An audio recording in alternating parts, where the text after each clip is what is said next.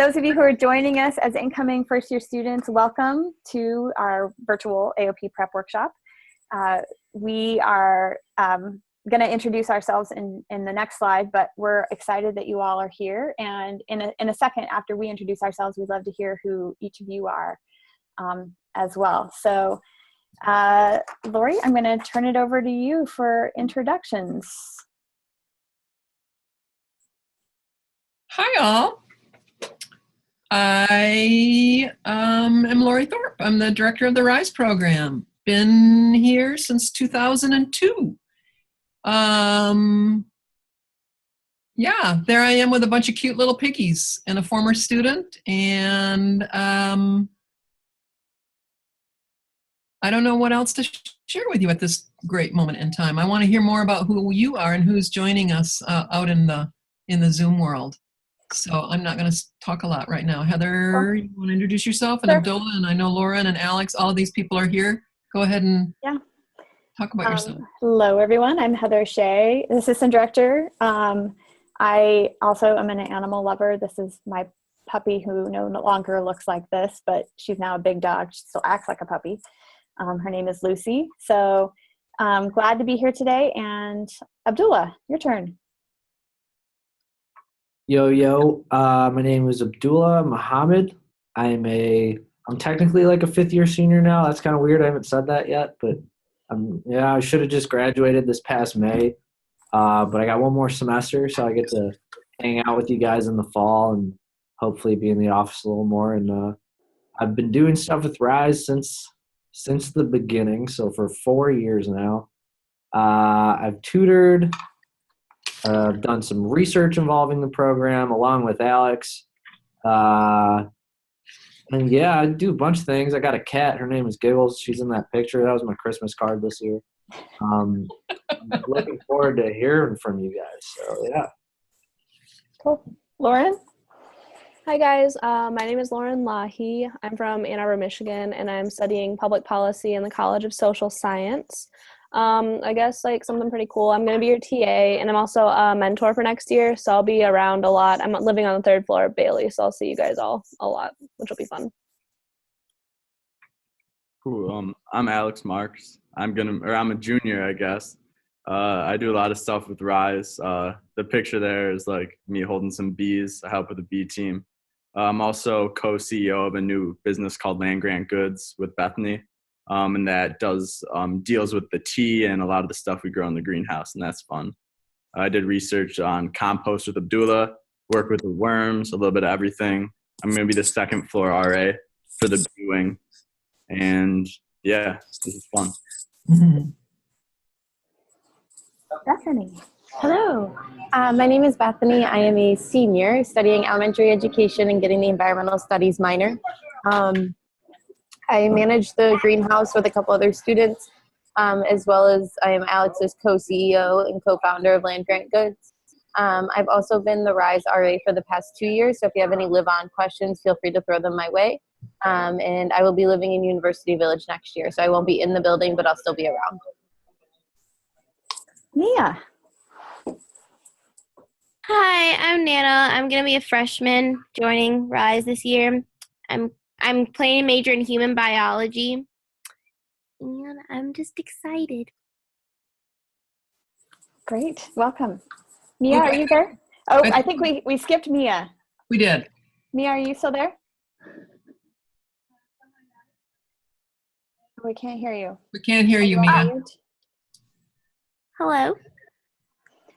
Not Nana. We're saying Mia. Oh, Mia. Okay, I thought so, and I just no problem. Mia? That computer might not have a microphone. You might have to plug a pair of headphones into it. Okay, let me go take my headphones over to her, and I'll be right back. Lori, do you want to go to the next? I'll go to the next slide and have folks introduce themselves. You bet.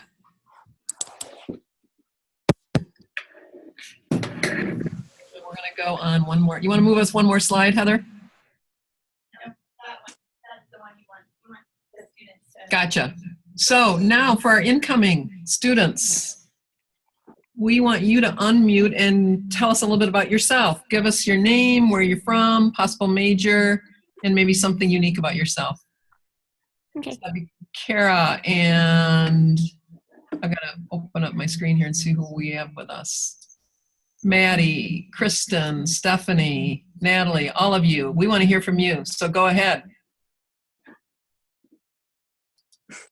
Maddie, you want to start? Sure. All right, I'm Maddie Dell. I'm a senior from the West. I'm planning on majoring in mechanical engineering. And something unique about me, I guess I'm more artistically inclined, but I really want to be an engineer. Okay, we're going to test Mia's mic really quick. Can you all hear us? We can. Okay. Oh, okay. Sweet. No headphones for me. Down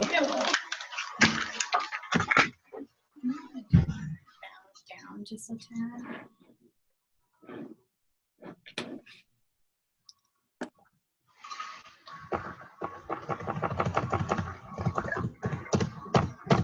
Stephanie, you want to introduce yourself and tell us a little bit about where you're from and what you hope to do? And you need to unmute, Stephanie. There you go. Okay, my name is Stephanie Halliburton. I'm from Detroit, Michigan. My prospective major is English. I want to be an English educator. And something unique about me is I can't swim. Ha. Thanks for sharing. Who else do we have? Natalie, you want to share something with us? Hello, my name is Natalie Kagole, and I'm from Uganda. I'm going to major in biomedical laboratory science. I want to be a laboratory technician. And something unique about me is that I'm Ugandan. Yeah, exactly. Welcome. Thank you. Awesome. It's so fun to have you here. Kristen? Hi, my name's Kristen. I'm the one you guys can't see. I'm having some technical difficulties. I'm from Livonia, Michigan. I plan on majoring in environmental or civil engineering. And I like photography, so that's unique, I guess. Betcha. Who else haven't we heard from? We can go back and have Mia introduce herself also. Mia, and then I think Kara, we haven't heard from you either. Kara Headley, and then Mia, go ahead. And then we need Nana's uniqueness. Sorry, Nana. Okay. Do you want me to go? Sure. Okay. Hi, my name is Kara. I'm from Macomb, Michigan. I'm not really sure what I'm majoring in, but right now I'm looking at English.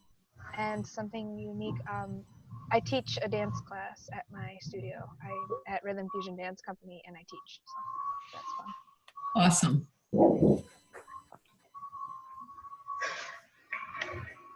Hi guys, I'm Mia. My contact picture has me at my graduation with a little panda. I always have her. She's even on my Instagram, so if you guys follow me, it's all her. I am a forestry and food science dual major with 3 minors currently. Wow. I might add to that, so. And you're managing our greenhouse this summer. That I am. Yeah. Super fun, a lot of plants. Did we get everybody? Nana, we didn't hear from you. Okay. My name's Nana. I'm from New Boston, Michigan. I want to major in human biology, and something unique about me is I play the alto saxophone. Cool. Lori and I have long talked about having a Rise talent show, so. Absolutely. We still haven't done that. I know. It's got to happen. Welcome all. How fun to have you all here with us today. So, quick overview of what we want to cover in the next 45 minutes would be our main goal is we want you to go to AOP this summer feeling like you have, that you're in the driver's seat, that you know what's going to happen, that you have a pretty good idea of what that day and a half is going to look like, feel like, that you don't go into it unprepared, and that we're going to give you some things to think about today so that that AOP experience isn't quite so overwhelming. We know from many years of experience that AOP can be a lot of information overload, and a feeling of kind of being bewildered by the end of your day and a half here at MSU. And so we've been doing this pre-AOP workshop for about 3 years now. Is this our third year? And we get really good feedback that this is helping our students go to AOP and not feel quite so overwhelmed, and leave with a schedule that you really truly feel comfortable and confident with. So that's our primary goal today. We also want to give you an overview of the colleges here at Michigan State University. So a university is comprised of about 12 colleges. We're big, and that can be overwhelming as well. And we know you're just finishing your senior year, and you probably haven't had a lot of time to research MSU and understand what the different colleges are like.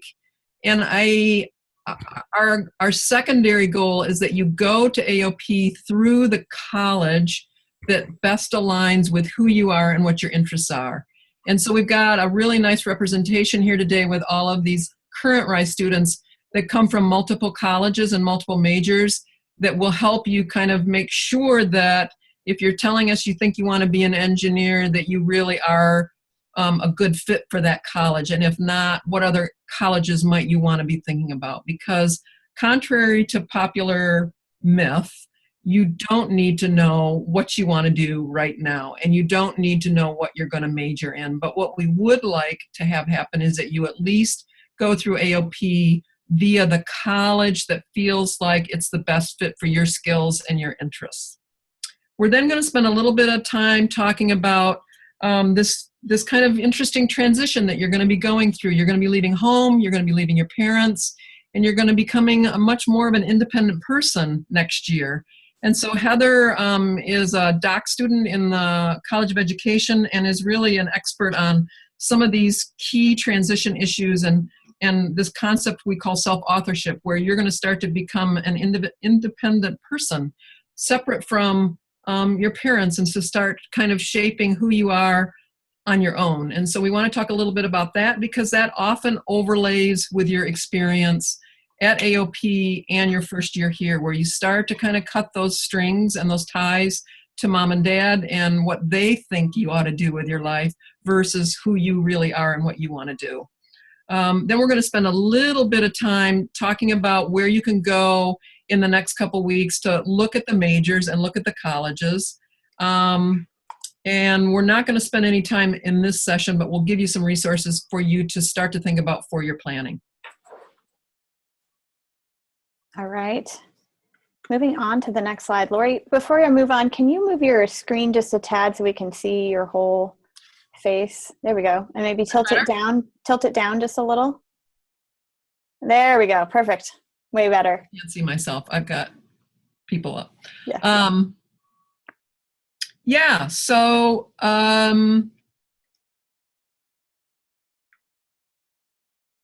we are going to make sure you're prepared for AOP. Do you all have your AOP dates?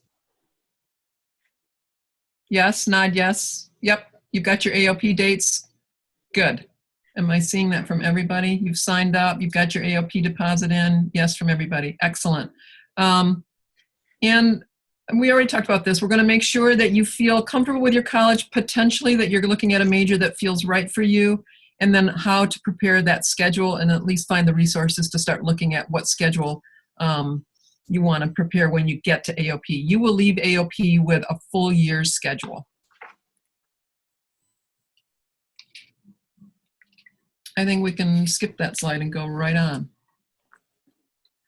So you're going to arrive at Michigan State, you're going to check into Case Hall, and when you get there, you're going to receive a printed schedule for your entire time at AOP.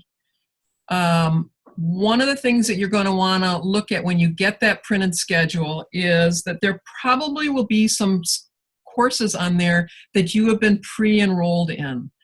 Don't be surprised if some of those classes are classes that you might have already taken AP credit for, or that you don't necessarily think apply to you anymore. Right now, the registrar is preparing every incoming student with a prepared schedule. You will have plenty of opportunity at AOP to change that. And once in a while, you may get this printout and it might not even have courses on it. The main thing we want to make sure that you look for when you get that is that you should be pre-enrolled in the RISE Freshman Seminar, which is NSC 192. If it's not on there, don't panic. Just make sure that when you sit down with your major advisor, you tell them that you're in RISE and that you need them to enroll you or add NSC 192 to your schedule.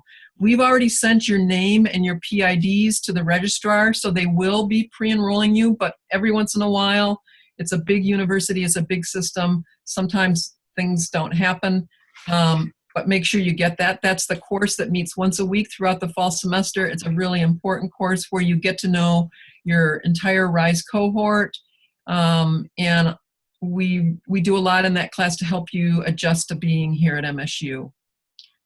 You're going to have a one-on-one session while you're at AOP, and that will be on this printed schedule where you will meet with a college advisor to talk about your major courses. More than likely, you'll be pre-enrolled in what's called WRA. You'll be pre-enrolled more than likely in an integrated studies course, and more than likely you'll be enrolled in a math course based on your math placement exam. And a little bit later in this session, Abdullah's going to talk to you about the math placement scores. Make sure, if you haven't done it yet, that you take the online math placement exam. That's really important so that that course is on your schedule when you arrive at AOP. Note that also the schedule that you make at AOP, when you leave, your schedule is locked and nobody can change it. So that's why we do this session with you today and why we prep you for that, so that you can go online and start looking at some of the courses, so you can email us or talk to your mentor about courses, so that you go in prepared to kind of make that list of, your advisor is going to help you make that schedule, but we want you to have advanced knowledge of some of the things that you're going to see that might appear on your schedule, because once you leave, we can't change it until August 28th.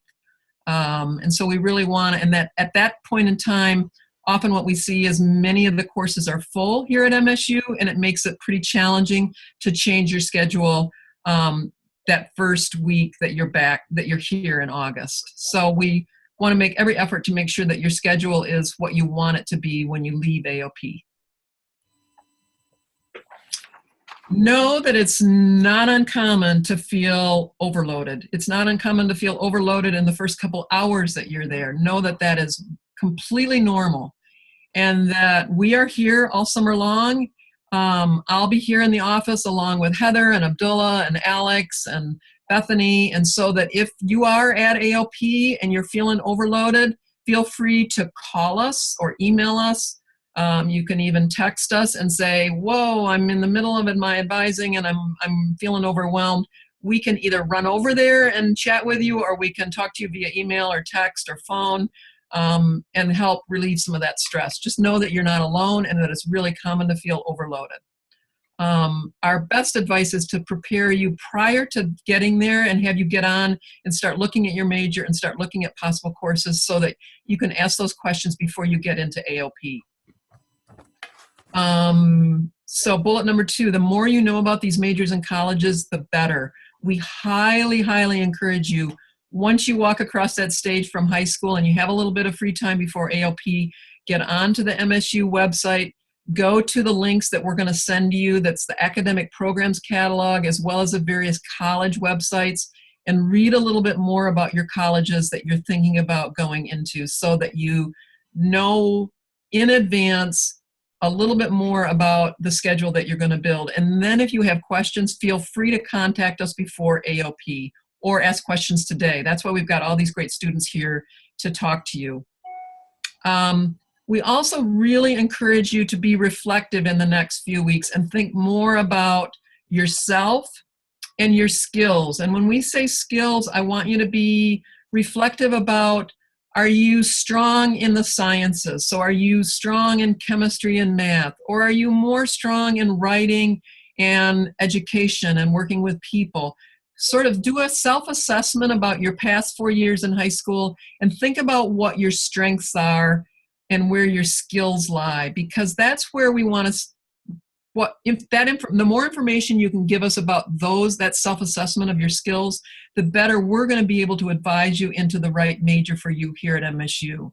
MSU is such a big university. I promise you, there's a home for you here somewhere. And the more you can tell us about who you are and your passion as well as your skills, the better we're going to be able to get you into the right college and the right major faster. That way you're not wasting time and money in colleges and majors that are not a good fit for you.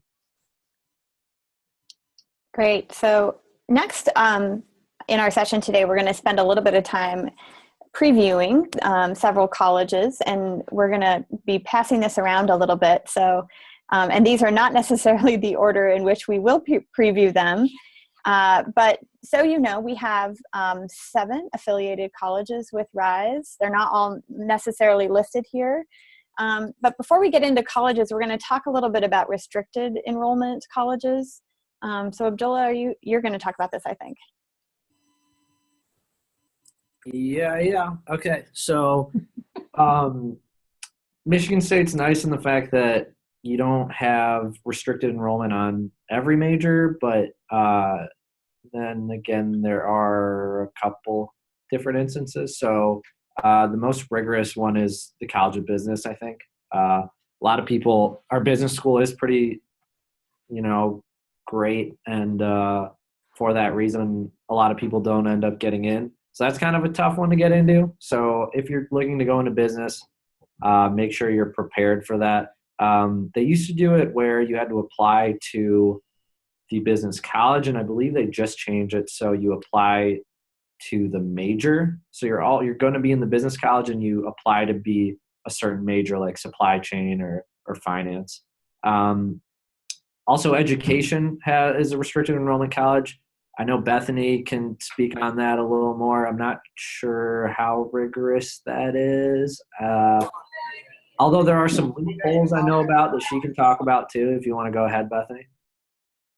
Yeah, so there are a couple loopholes into the College of Education. So if you join one of the cohort programs, it's an application to get into one of them. But once you get into the cohort, then you are automatically into the college as long as you keep your GPA at a certain requirement. Other than that, it is decently competitive. There is like a essay application that you have to complete, and then there's also some scores that you have to meet. Some of your SAT scores will meet the criteria for those scores, but if they don't, then you're required to take like a pre-certification type test to see if your scores meet the requirements to continue on to be a teacher. So if you have questions about the College of Education specifically, feel free to email me, or we can talk once everyone hangs up or something along those lines. Just let me know and I can help you out. But they will talk about the cohorts at AOP. So there's 2 of them, so just feel free to research them before you go. And if you're interested in one, I highly recommend joining. Yeah. And then just to go back, the final one's the College of Engineering. I'm an engineer. I don't think I ever mentioned that. I'm a chemical engineer. I have 2 minors also in environmental and sustainability studies and entrepreneurship and innovation. But the College of Engineering is a restricted enrollment college, but you don't need to apply to the college. As long as you fit the requirements, you're automatically going to be accepted into the college. So that's not something to worry about. And then there's a minimum GPA, I believe, for mechanical engineers, it's 3.0. And then for everyone else, I believe it's a 2.8. And once you just fulfill all the requirements, you're automatically in the college. So I know for some people that's after their freshman year. And I think it was after my first semester of my sophomore year where I was accepted into it. So I wouldn't worry about that too much if you're trying to be an engineer.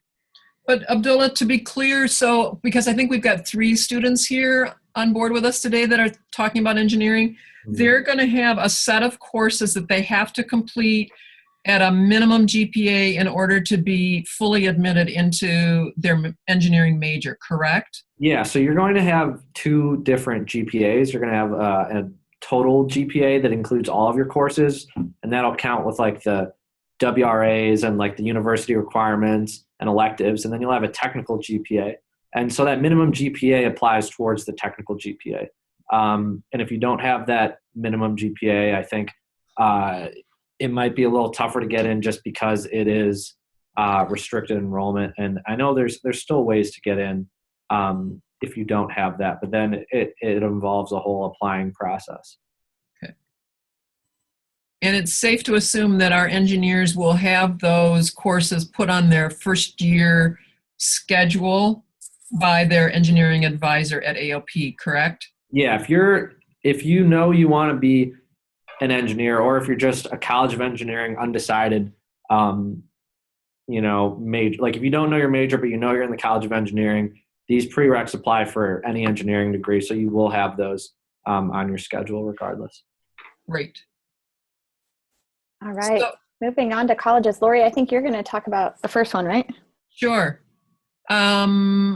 So College of Natural Science would be, I believe we had someone tell me that they were thinking about human bio. Is that right?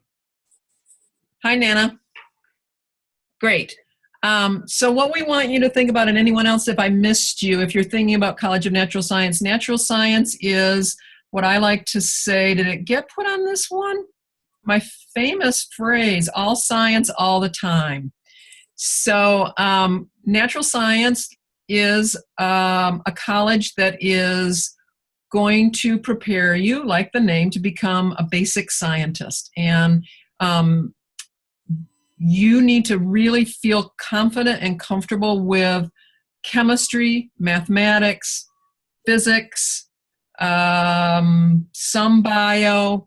You should be aware that you're going to be doing science every single year that you're here, that it's a pretty competitive cohort. About half of our majors that are in, by majors I mean students that are in the College of Natural Science are med school bound. So it's a competitive cohort. You're going to need to feel confident and comfortable with doing research, with analyzing data, with a scientific method. For most of our majors, it's not a terminal degree. You're going to go on to grad school, or you're going to go on to a professional school like dentistry or med school. And so for Nat Sci, this is what we want you to start thinking about, is doing some self-assessment and say, yep, I did well in physics in high school. Yeah, I've already taken Calc 1. I'm pretty comfortable and confident with chemistry. And I'm prepared that for the next 4 years, I'm going to be taking increasingly higher and higher levels of those basic science courses, along with then advanced science courses. There's very little elective credit in any of the majors in the College of Natural Science. And so we just want you to be aware that this is all science all the time, and that it's for people that are science geeks, to be honest. And so if you don't feel like that's the right fit for you, and that you like science, but you're not sure about science all the time, there are other colleges that give a nice blending of social science, education, and then some of the basic science, like the College of Ag and Nat Resources. So that's why we're exposing you to all of the colleges today, so you can kind of say, yeah, that sounds like me, or maybe not. I love animals, but I don't see myself wanting to take 2 years of calculus and 2 years of chemistry and 2 years of physics, and then advanced courses in those divisions. So that's College of Natural Science in a nutshell. All right, moving on to the College of Communication Arts and Sciences. I'm going to talk a little bit about this. So on the screen, you can see some of the things you might consider if you are somebody who enjoys writing and is good at writing. You might consider a major. There are actually only 4 majors in the College of Communication Arts and Sciences: communication, advertising, journalism, and media and information. All of those majors have similarities, and one of them has to do with short deadlines. And I think it also has a lot to do with, obviously, communication. And communication arts and sciences has to do with communicating, presenting, engaging with people through writing or media. The media and information degree in particular is partially about game design, it's partially about video. So if those are things that you might be interested in learning more about, they also have several minors. And communication arts and sciences in the advertising area is obviously working with companies. So sometimes people pair a minor in one of these areas with a major in business or a major in engineering. Those can be complementary. So that's a little bit about the communication arts and sciences. College of Engineering, Abdullah? Cool. All right. So like I mentioned before, it is a restricted enrollment college. Fairly easy to get in as long as you fit the requirements.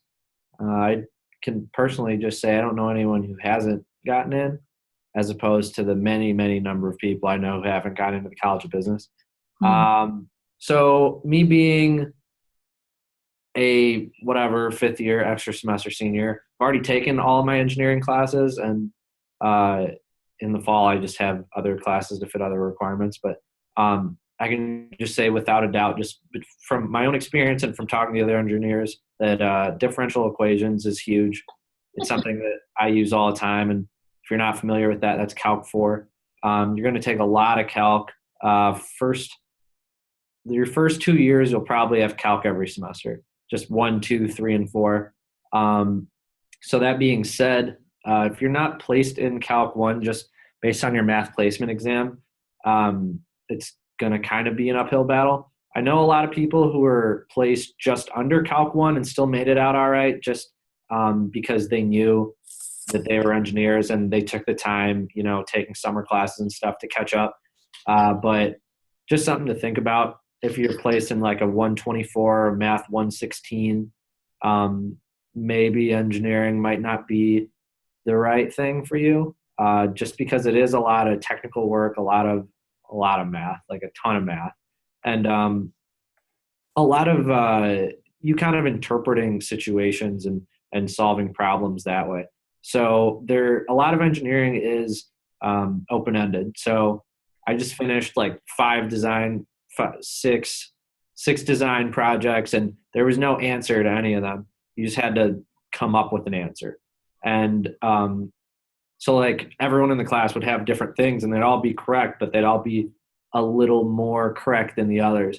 And to some people, that's just not a good way of doing things. Not really knowing a finite answer is a problem for people.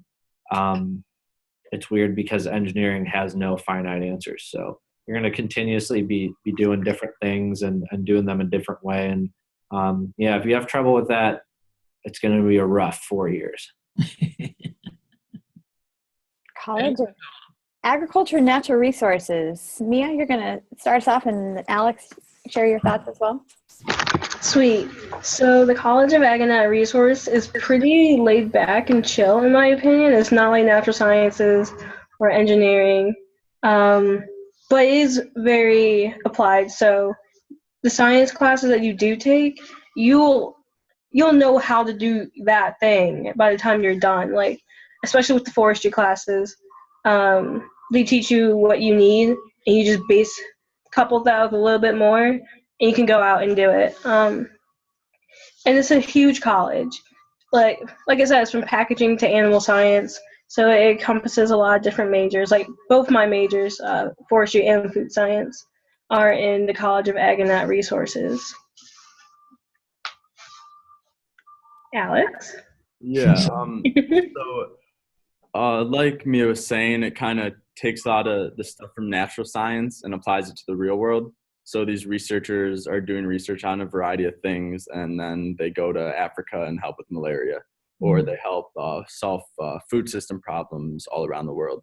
So it kind of encompasses a variety of a lot of real world large problems, and kind of takes more of a comprehensive speaking approach than just more like analytical. It like involves community engagement and kind of working with people on a variety of different scales. And there's like fisheries and wildlife. My major is environmental studies and sustainability, which is in like another program called community sustainability. And there's just a lot of variety and a lot of options to take your own twist. You also have a lot of elective credits. So it's really customizable, and you can kind of choose what you want to do and how you want to take the major. Nice. Great. All right, social science, Lauren. All right. So I love the College of Social Science. It's awesome. Everyone should join. But there's a lot of really diverse majors, so there's really something for everyone. I know for me, when I first came in, I didn't really know what area of social science I really wanted to do. So one of the requirements is that you take introductory classes from 3 different areas of social science. So I got to really explore what area piqued my interest, which was really nice being able to come in and already have people willing to sit around and help you with that stuff, which is really cool. I'm not really a math person, so I was really excited because I don't have to take calc, I don't have to take anything like that. All I had to do was take a stat class. So that was really good because it's actually come in handy in a few of my other classes when you're looking at graphs and things, and being able to analyze and interpret data is something that you do, but it's not necessarily the focus of a lot of the stuff that you actually have to do in your courses, which is really nice. Like it says on here, being good with people isn't a strong enough reason to choose this college. I really do like people, but there's a lot of people that think College of Social Science is for them, and it just ends up not being. I don't know. For me personally, I think being a part of this college is good because it's a very much an everyone love everyone feel. So when you're there, you don't have people that are feeding you wrong answers. You don't have people that are being cutthroat about things. It's very much the people in College of Social Science just genuinely like people, if that makes sense. So it's just a nice group of people you'll be surrounded by. I know for me personally, right now I'm majoring in public policy because I'm thinking about becoming an environmental lobbyist in the future because it's a good way to combine all my interests. And that's one of the best things about social science. It's that no matter what you want to do in the future, it can really help complement things. And that's one of the reasons that a lot of people choose to minor in different areas of social science. And again, most people from social science go on for a higher degree of some sort. So you don't normally go and just get one major and then stick there, but some people can. It really just depends on what you're kind of going for with it. So you really have to do certain things in your time while you're at college to make yourself marketable if you choose not to go on to another degree, which is nice with social science because there's so many opportunities for that. So yeah. Thanks, Lauren. So College of Arts and Letters. If you are interested in design, creative, performing, expression, this might be the college for you. Similar to ComArts in some ways, the College of Arts and Letters, maybe more of a arts and humanities types of college. So people who are artists, designers, linguists, poets, philosophers, translators, writers, are all kind of things that people might aspire to be as a result of a degree in the College of Arts and Letters. So there are teaching minors available for many of the subjects as well. And as it says on the screen, there are foreign language requirements. This is where you find the foreign languages. So if you want to add a minor or major in a foreign language, look to the College of Arts and Letters. We have several students who add professional writing degrees, it seems or minors in professional writing connected to their major because they really enjoy writing, and that's going to be a part of their long-term career plan.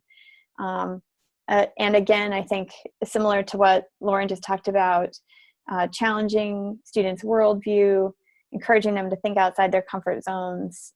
Those are some of the shared goals of the faculty and students, and I would say the college as a whole. So that is the College of Arts and Letters.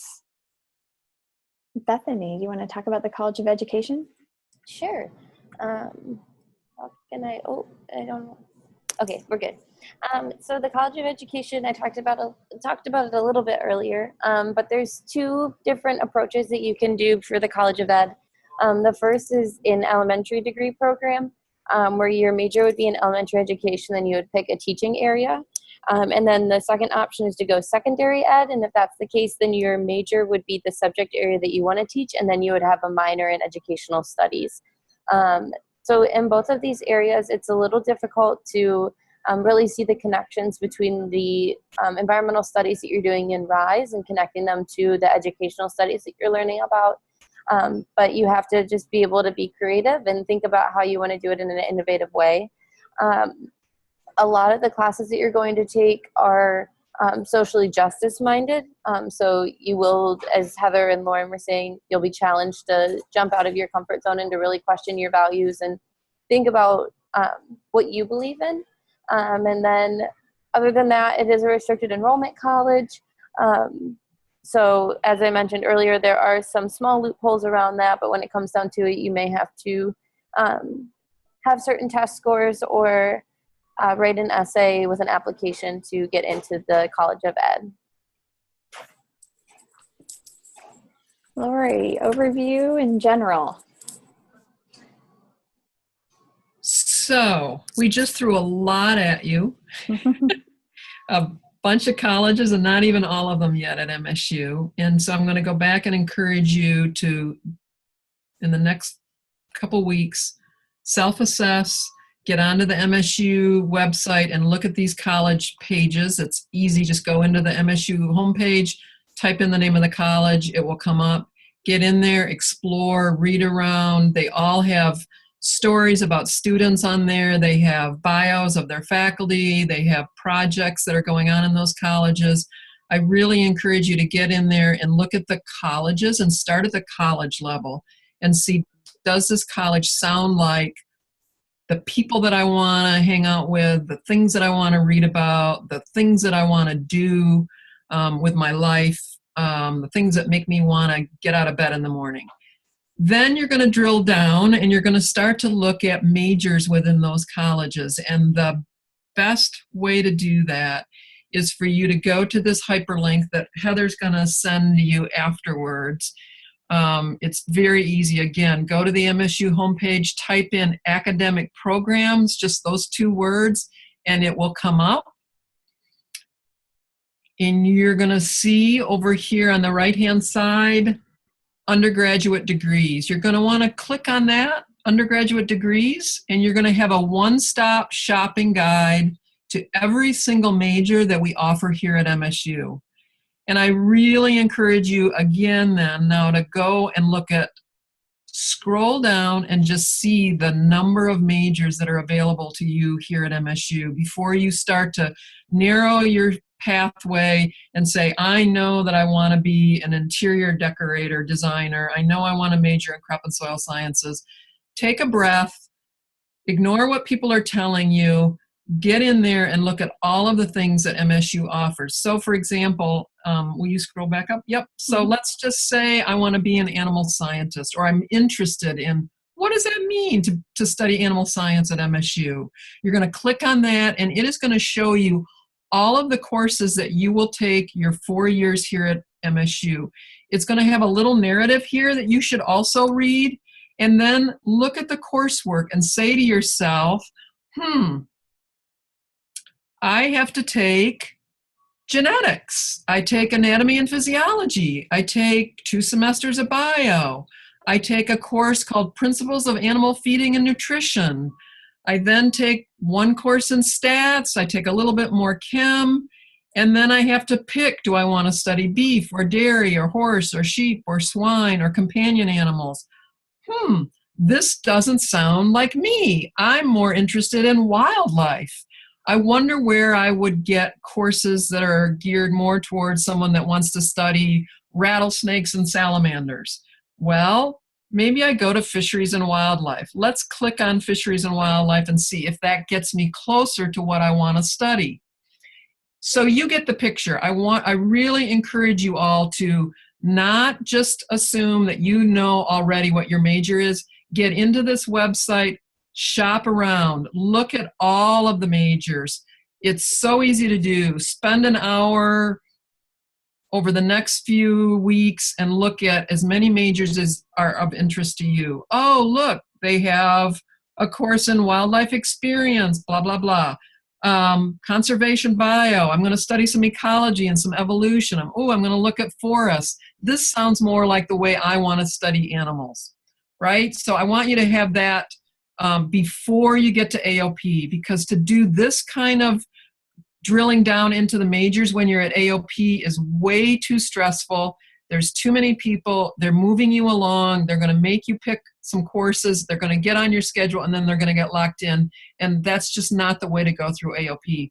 So please promise me that you'll go into this academic programs catalog and do some shopping. When you've got lots of time and you've got us here, you can send us messages and we can help you. I can connect you with other students that are in that major, and you can go into AOP with a much more broader understanding of who MSU, the majors that MSU has to offer, and what people are in the colleges that you're starting to look at, okay?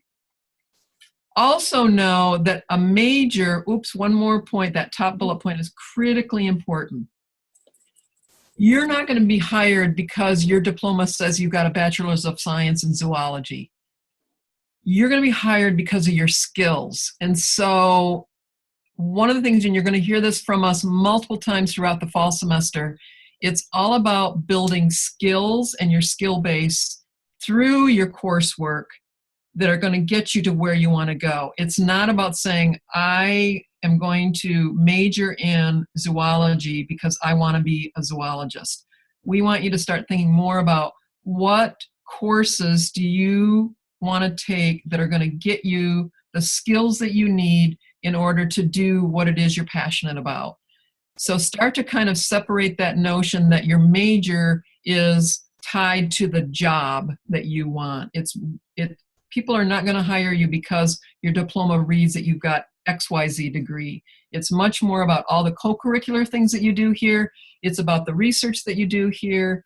It's about the skills that you gain through these various classes that's going to get you where you want to go. All right. And one other thing that you're going to want to think about while you're at AOP is your advisor is going to not let you leave your advising session without at least 3 additional elective courses. And that might be done in a very arbitrary fashion. And what we want to encourage you to think about is also back on that academic programs catalog. Can we go backwards to that real quick? There's a place where you can look at all the minors that are available at MSU. And our smart students, I think, who was it? Mia, you said you've got 3 minors going right now. Don't just take elective courses and get them put on your schedule to be fillers. Don't do that. You want to be, it's way too expensive. It's too much time. You want to be smart with your elective courses, and you want to aggregate those electives into a minor. There are so many minors, as you can see how they're scrolling down, that you can pursue while you're here at MSU. So think about taking those elective credits and putting them together. Typically, minors are about 12 to 15 credits, really easy to do. One of the minors that, of course, we're going to promote, and that's going to be a very easy minor for you to earn, is the minor in Environmental and Sustainability Studies. And so one of the things that we want you to start to think about is, how might I complement my major with a minor that will give me some specialized knowledge? And in this case, your specialized knowledge is around sustainability, and a lot of companies and businesses and grad schools want to see that you have an understanding around, how do we make this planet sustainable and resilient? And what are those skills that you can gain by earning this minor that broadens you? Your major is deep, so think up and down and lots of depth in your knowledge, and a minor kind of cuts across and broadens you. So you might have a major that is in the College of Nat Sci where you're all science all the time, and then this minor will give you some social science skills and some education skills and that you might not normally get in your major. And so kind of think about that as a T, that you want depth and you want breadth, and you want to use your elective courses to do something for you, and the way you do that is through a minor. So also in your free time, get on to the academic programs catalog and look at all the minors that are available here at MSU. Great. So now we're going to transition into a quick kind of segue. As you're thinking about all of this, we want you to also think about how you go about making these choices on your own. We recognize that coming out of high school, if that's where you're at, your parents have likely been really involved in your life, which is fabulous. We love our parents. And we know that this is a process, right? So this doesn't just happen overnight. So I'm going to talk a little bit about a theory of development, and then Bethany is going to talk a little bit about FERPA and protecting your privacy. So Marcia Baxter McGolda developed this model. She talks about development existing in 4 distinct phases. And you'll see down the side, cognitive, intrapersonal, and interpersonal. I'm just going to summarize each of these 4 really quickly, the 4 being across the top. The first is following formulas. So this is where you believe that your beliefs are determined by some authority, and that might be a parent, that might be somebody else in your life. And the emphasis is on seeking approval in those relationships and doing what might make that other person happy, but may not be in your best interest or may not be what you would choose. The second phase is crossroads, where you wonder if some of the things that you believe now are the things that you really believe. And you might start to feel like a sense of dissonance compared to what you've been taught or what your parents have said you are. So at this point, it's about kind of a need for authenticity. The third phase is becoming an author of one's life. And this is the phase where you choose your beliefs, you choose your values, and you choose an identity that feels real to you. And in relationships, you look at ways for both individuals' needs to be met, so mutual needs. And then finally, the internal foundation is a place where you feel comfortable, grounded in your own identity and your own belief system. And you also not only know what you believe in, but what you don't believe in.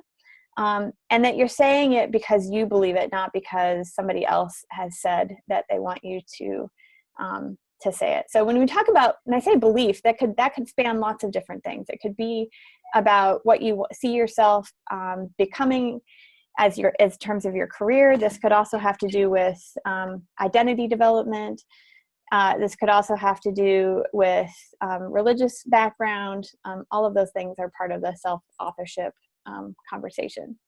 So, and that leads us into talking about FERPA. Bethany? Oh, you're still on mute. Muted. There Sorry. you go. Oh, I keep not being able to see the screen from different people's pictures. So FERPA is the protection policy that is a federal policy that protects students. It is sort of like HIPAA for the medical field, but for your education. So it's the Federal Family Education Rights and Privacies Act is what it stands for. And it pretty much gives students the protection over their educational records. So once you turn 18, those records are for your eyes only. So FERPA pretty much protects the university from being able to give those records to anybody out and about, including your own parents. So you do have the option to sign a document that pretty much allows the university to release those when they find necessary, which is not very often. But other than that, all information is protected by FERPA unless it is considered directory information. And those directory information things are available to be seen online. There's a list of them. They include your home address, your phone number, where you're living on campus, what you're studying, what year of school you're in. Those are the few that I can think of off the top of my head. They're pretty invasive, and I would recommend putting up protection privacy on those as well. Which we can show you once you get to Michigan State. And I'm sure your RA will have a security workshop with you to show you how to protect yourself from your directory information. Beautiful. So your educational records, for example, your grades, your enrollment records, your schedules, your class list, your ethnicity, and your social security number. That can be confidential, and it should be confidential, and the university protects those pieces of information from you. As for your parents, a lot of parents will want to see what your grades are and how you're doing in your classes, and you don't necessarily have to do so. So there is a way on your Stu Info account where you'll pay your bills and you'll see all of your grades and see your financial aid allotments and that sort of information. You can allow your parents to have guest access. And you decide what they get to see. So if you want your parents to only have access to being able to pay bills, and you don't want them to see your grades, then that's completely possible. And that is all done on your StuInfo account. As you move forward, trying to have conversations with your parents about things that may be covered under FERPA, please just keep in mind that actions will take place if you as the student voice your concerns to the university.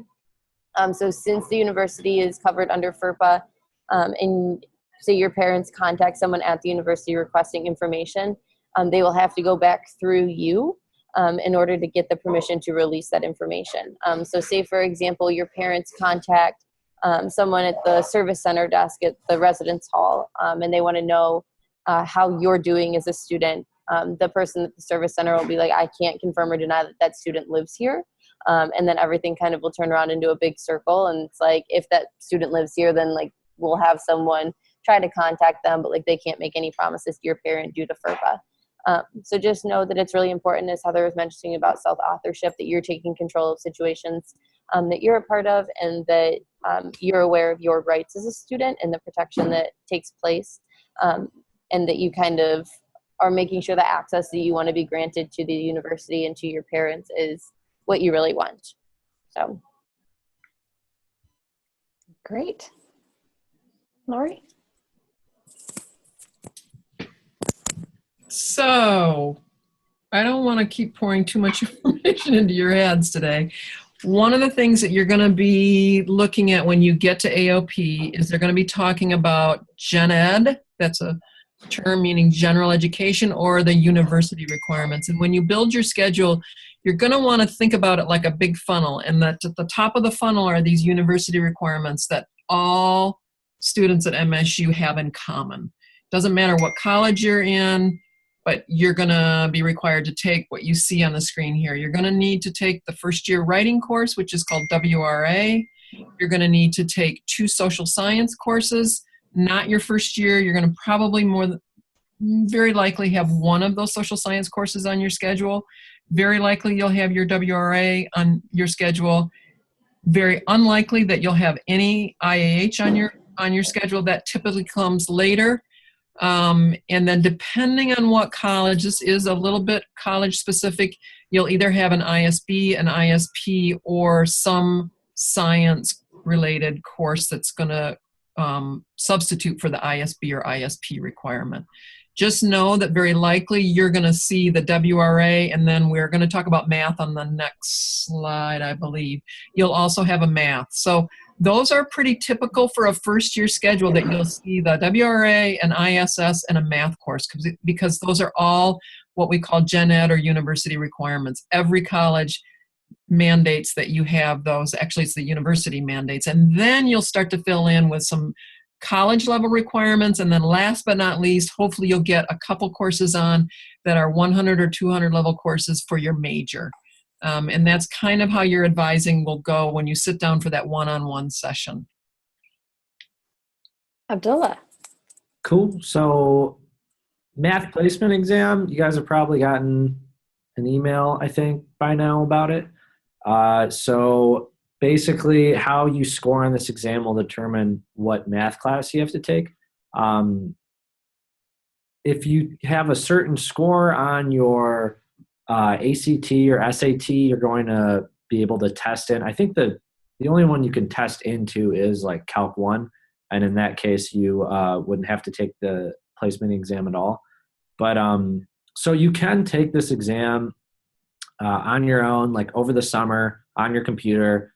And I mean, you are kind of doing it at home. So you do have like the internet as a resource, but also just keep in mind, if you're in pre-calc right now in high school and you test into Calc 1, or if you test into some crazy class, it might not be the greatest thing for you. So I just encourage that you take it honestly and really assess what your math skills are if you do have to take it. Also, so for instance, let's say you're in the College of Social Science and you test into like a Calc 1, then you're all good. Then you don't have to take any math classes while at Michigan State potentially. So there are pros and cons to it, and just do your best on it. You also have the opportunity to take it again a couple times, I think. So you can take it at AOP as well if you want to retake it, just to get into like a better math class if you took it at home and you weren't satisfied. So yeah. Great. But we do highly recommend that you do it online before AOP rather than at AOP. That's just not the ideal situation because you're rushed, you've got a tight schedule already, you have to go to a different building and take it in a proctored room. You're just better off taking it online. And I want to underscore what Abdullah said, is that you want to take it honestly, because the worst thing to happen for you is to get a score that doesn't really reflect your math skills, and then to get into a math course here and struggle and bring your GPA down your first year here because of a math placement score that doesn't adequately reflect. And you can also tell your advisor while you're at AOP, if it looks like you're placed into Calc 1 or Survey and you feel like you would rather not go to that level of mathematics right out of the chute into MSU, they can dial it back and put you into a lower level math course. Remember that your coursework here is way different. So calculus here is way different than calculus at your high school. No matter what level high school you went to, it's just a lot more rigorous. And so the goal is we want you in courses where you feel confident and comfortable, not stressed and strained.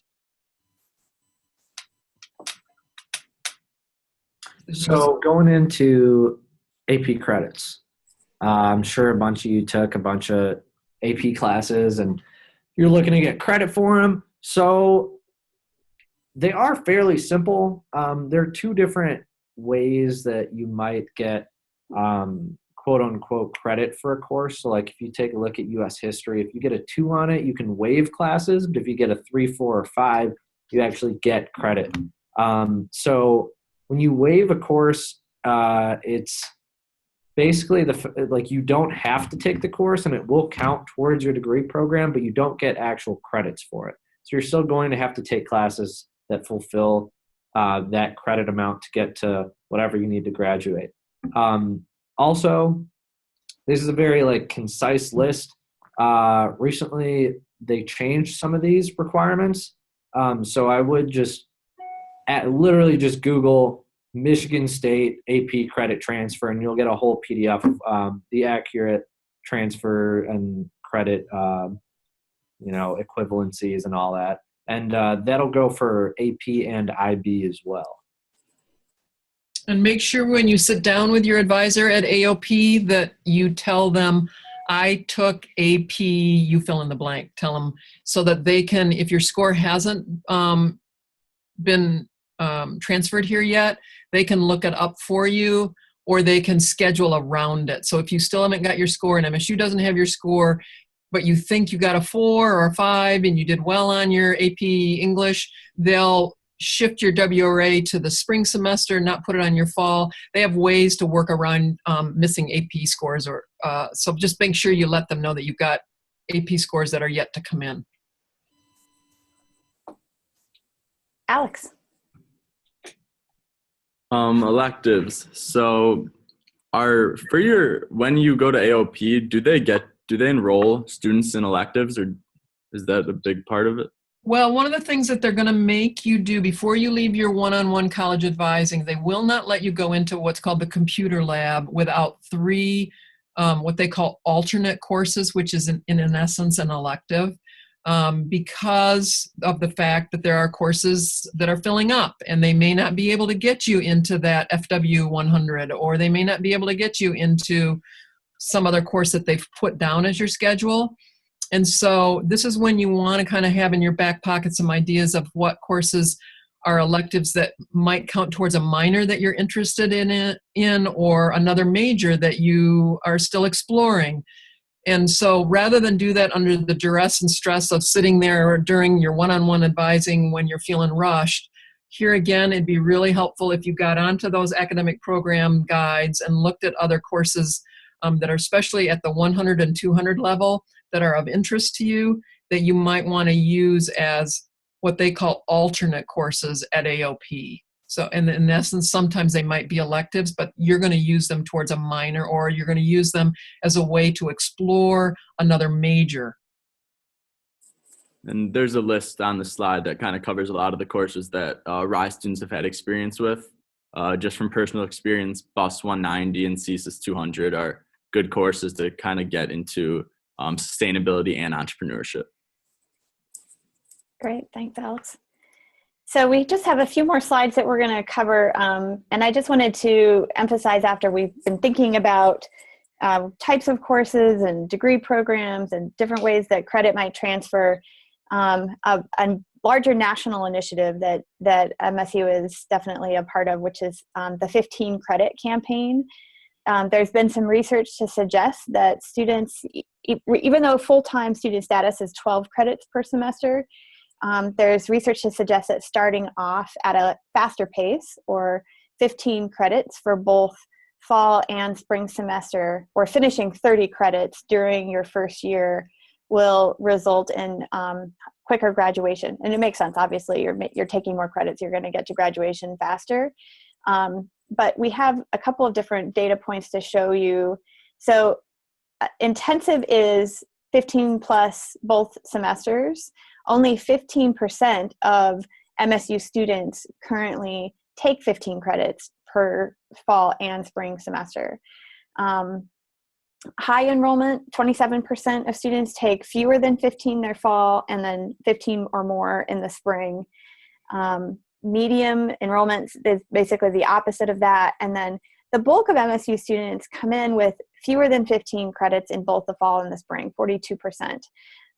And what we know on the next slide is, if you look at this intensive column specifically, you'll see that the four-year graduation rate is significantly higher than the overall. And as it goes down, you can see four-year graduation rate is more than 20 points higher than those who take fewer credits. So as you're also thinking about leaving AOP, we would also encourage you to consider having at least 15 credits on your fall and your spring semester. That also gives you some potential wiggle room, that if you need to drop a course, you can drop a course and still maintain your full-time enrollment status, which is 12 credits. And there's a number of different things that are affected by dropping below 12 credits, including financial aid and housing, I believe, as well. I think that's wrapping up. Mia? Okay, so I'm just going to go over these last few bullet points. So you guys just make sure you have NSA 192 on your schedule for the fall. Check your MSU email daily. I highly recommend that. Starting off, you won't get a lot of emails, but it will pile on. Trust me, you need to stay on top of them. Like Heather just went over, make sure, or at least try to shoot for 15 credits for both your semesters, your freshman year. And we are all available for any questions, advising, scheduling questions, and whatnot. But remember, you cannot change your schedule until August 28th after you do make it. So I'm going to open it up to the students. You guys can unmute yourselves and ask any questions to anyone.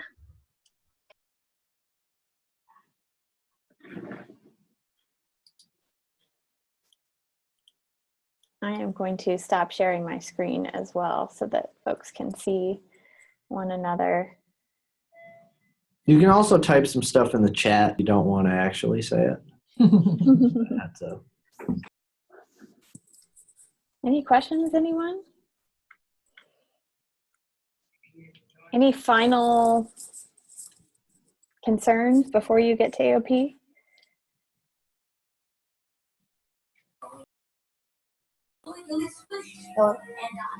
Hey, hi, Stephanie. My question is, since that I saw on the orientation information packet that I received in my MSU email that it said not to bring a computer. So without a computer, how do we register for our classes? Great question. There's a computer lab that they're going to send you to, where there are AOP staff, which are other students, and you'll enroll in your courses in the computer lab. So you don't need a computer at AOP, but you will need a computer when you get here in the fall. Yeah. Other questions?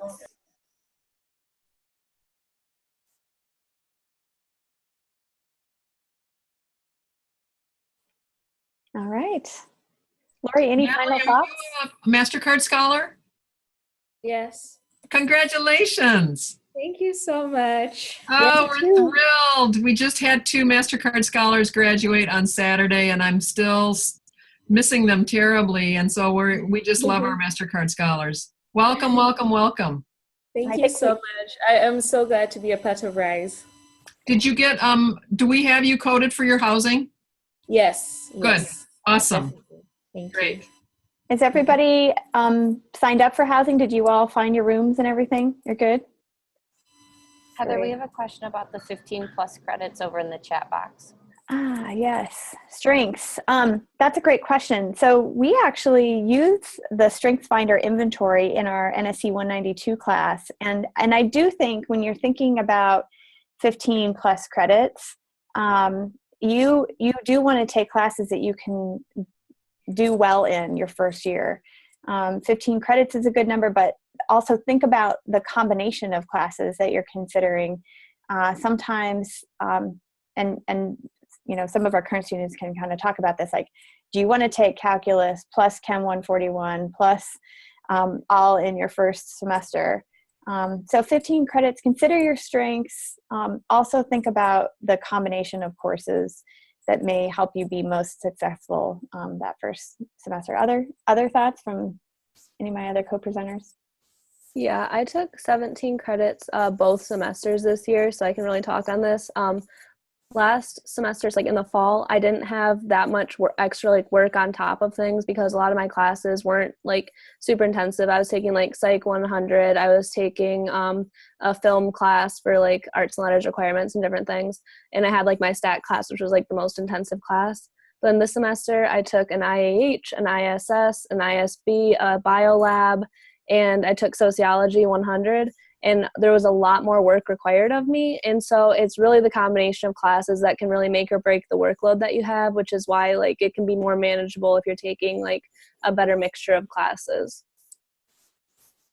Great point. And please don't hesitate to email us, or we'll probably give you Abdullah's hotline so you can text him. Before you get to AOP with questions. I know we just dumped a lot of information into your head today, but as you get in there and start exploring your majors and your colleges and the courses, feel free to shoot us a note, and we're really happy to chat with you on the phone or text or email and give you some advice about majors or connect you with other students that are in those majors so you can talk to people that are experiencing them firsthand. We really want you to have a positive experience at AOP, and we're here to support you through all of that. And for those folks who aren't joining us live but are watching this as a recording, the same goes for you as well. So please join us, call us. We'll make sure that information is available, and if anything, go to our RISE website. So. Great.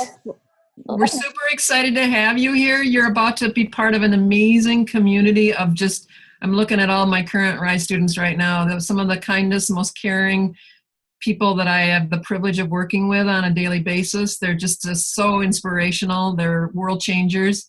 And Heather and I say we've got the best job on the planet because we get to work with these people. On my down days, I just look at my students and say, wow, they're making the world so much better with all the cool things that they're doing, and we're in really good hands, and you're about to step into this community that's just so supportive.